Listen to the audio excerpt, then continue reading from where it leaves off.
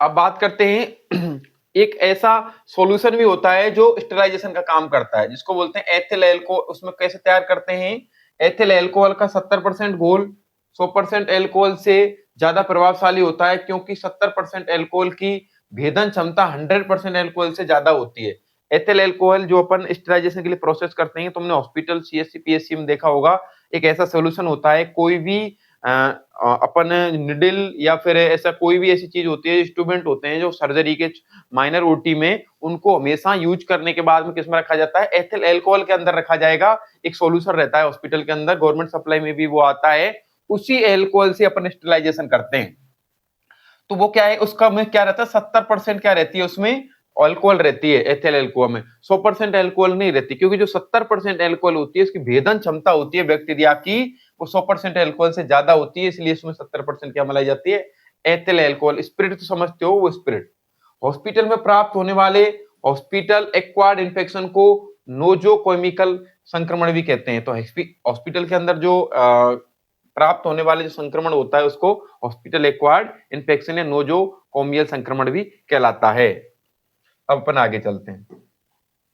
Anaphylaxis एक classical या immediate hyper sensitive reaction है। एनाफाइलेक्सिस क्या है? क्लासिकल है और इमीडिएट में तुरंत होने वाली हाइपर सेंसिटिविटी रिएक्शन है। तुरंत ऐसी रिएक्शन होती है, उसको एनाफाइलेक्सिस बोलते हैं, जो तुरंत होती है। जैसे एनाफाइलेटिक शॉक लगता है, ये क्या लग जा सकता है? जैसे एनाफाइलेटिक शॉक, उसमें भी क्या होता है? तुरंत डेथ होती है। तो एनाफाइलेटिक ऐसी रिएक्शन होती है जो फास्ट होती है और इमीडिएट देखने को मिलती है, और हाइपर सेंसिटिविटी इसमें देखने को मिलेगी। कुछ संक्रमण जानवरों द्वारा फैलते हैं, जैसे कि चूहों द्वारा प्लेग फैलता था, अभी तो इसके इरिडिकेट कर दिया गया है इसको। रोडेंट के द्वारा म्यूरिन टाइफस, और कुत्तों के द्वारा रेबीज, एवं कुत्तों के द्वारा ही लीशमानियोसिस आदि फैलते हैं। तो कुछ संक्रमण ऐसे होते हैं जो कुत्तों के द्वारा फैलते हैं। जैसे कि थोड़े दिन पहले एक स्वान फ्लू नाम की बीमारी चली थी 2012 के आसपास, स्वान फ्लू। तो स्वाइन फ्लू किससे फैली थी? वो स्वाइन फ्लू नहीं, तुम्हारे जीवन काल में फैली थी ना? स्वाइन फ्लू किससे फैली थी? बेसिक बात है, मुर्गों से फैल रही थी ना स्वाइन फ्लू। ऐसे बोले मुर्गों से, तो मुर्गों से फैल रही थी। आगे, आरएनए में थाइमिन के स्थान पर यूरेसिल नामक नाइट्रोजन क्षारक पाया जाता है। तो आरएनए और डीएनए में क्या अंतर होता है? उसमें जो थाइमिन ए और टी होता है, तो थाइमिन के स्थान पर इसमें क्या आ जाता है? एयू हो जाता है। यूरेसिल नामक जो नाइट्रोजन क्षारक पाया जाता है, इसलिए आरएनए को कहा जाता है। डीएनए और आरएनए में इतना अंतर रहता है। थाइमिन के स्थान पर क्या आ जाता है? यूरेसिल आ जाता है।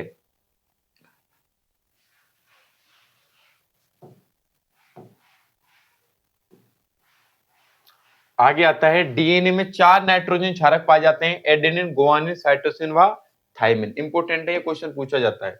डीएनए में 4 नाइट्रोजन क्षारक, ये बीएनवाईएस के नॉर्मल जो एग्जाम होता है उसी में ये क्वेश्चन आता है। अभी ये एग्जाम हुए, इसमें भी आया है ये।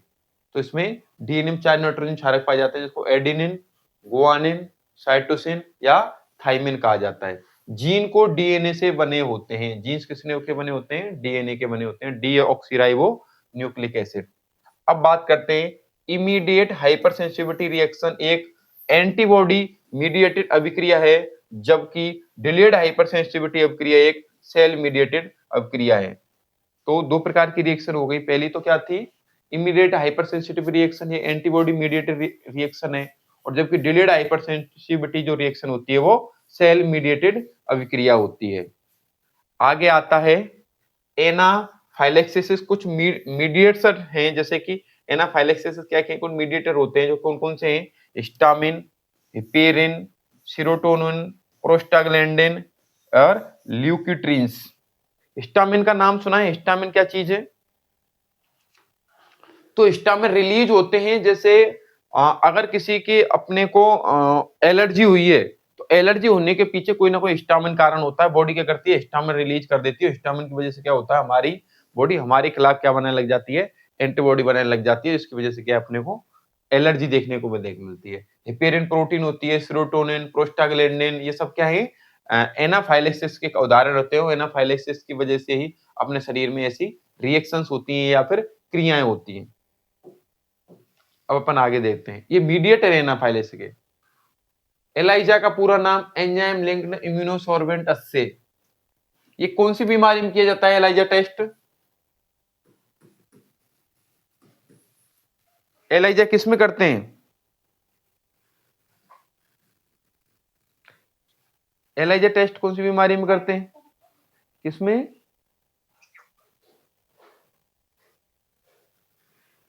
एलाइजा एड्स के अंदर करते हैं। ड्यूडेनल अल्सर एक समूह ओ वाले लोगों से ज्यादा पाया जाता है। ड्यूडेनल जो अल्सर होता है वो ओ समूह वाले लोगों में ज्यादा पाया जाता है। ओ का मतलब होता है कि जैसे अपन ए बी ओ ऐसे ब्लड ग्रुप रखते हैं उसमें। अरे थोड़ा सा टफ लग रहा है तुम्हें, पर इसको धीरे धीरे पढ़ेंगे तो इजी हो जाएगा, ज्यादा घबराना नहीं है, देखते रहो बस। तो एक बार क्लास और सुन लेना है ना। टफ लग रहा है क्या ज्यादा? इतना टफ तो नहीं है, ये हिंदी में तो है और अपन तो इसको रेगुलर यूज भी करते हैं, रात दिन ये सारी चीजें अपने आसपास रहते हैं। अपन मेडिकल से जब से जुड़े हैं तब से ये सारी चीजें आसपास रहती है, अपने को नया थोड़ी अपने लिए। गैस्ट्रिक कैंसर एक समूह रक्त समूह ए वाले लोगों में ज्यादा पाया जाता है। जो गैस्ट्रिक अल्सर कैंसर होता है, गैस्ट्रिक मतलब जो जीआईटी वाला कैंसर होता है, वो देखने को मिलता है कि ए ब्लड ग्रुप वाले लोगों में ज्यादा पाया जाता है, और ड्यूडेनल जो अल्सर होता है वो ओ ब्लड ग्रुप वाले लोगों में ज्यादा पाया जाता है। यूनिवर्सल डोनर कौन सा होता है ब्लड ग्रुप?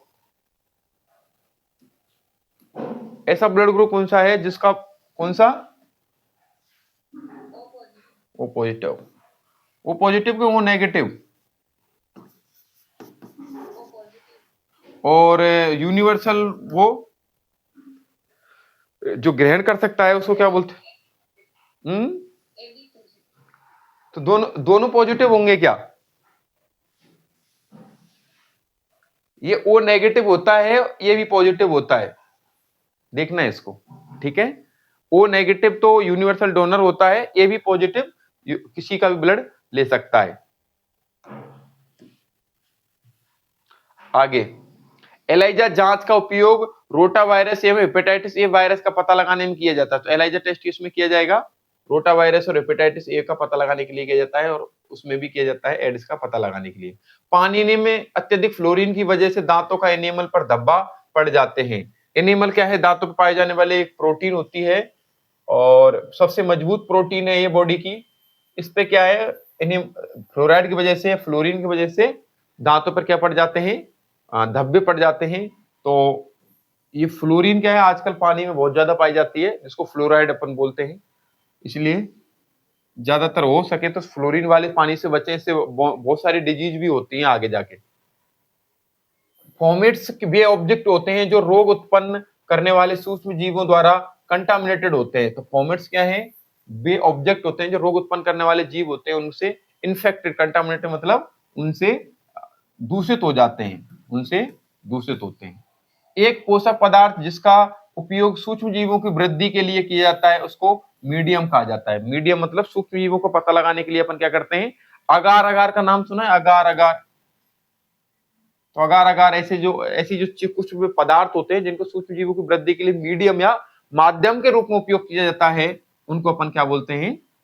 सूक्ष्म जीवों के माध्यम के लिए प्रयोग किया जाता है। पोषक पदार्थ होते हैं जिनका सूक्ष्म जीव क्या है, इनको खा सके और इनका प्रयोग कर सके।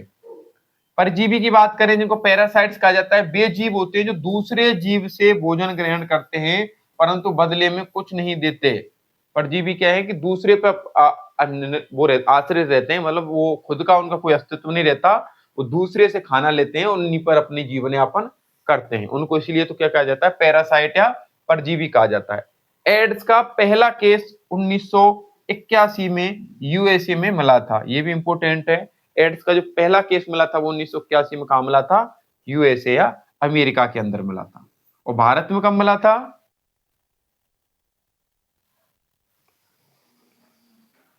तो भारत में ये 1985 के अंदर कोलकाता के अंदर देखने को मिला था। तो एड्स का पहला केस तो यूएसए में मिला और भारत में पहला केस 1985 में। एड्स का पूरा नाम एक्वायर्ड इम्यूनो डिफिशियंसी सिंड्रोम होता है। मादा कोशिका या ओवम के नर कोशिका स्पर्म द्वारा निषेचन होने पर जाइगोट का या युग्मनज का निर्माण होता है। ठीक है। रक्त में बैक्टीरिया की उपस्थिति बैक्टीरियमिया कहलाती है। और अर्टिकेरिया वे त्वचा चकत्ता है जो एलर्जी के समय देखने को मिलते हैं। अर्टिकेरिया को आयुर्वेद में क्या कहा जाता है? नाम सुना हो तो, अर्टिकेरिया वाले पेशेंट को आयुर्वेद में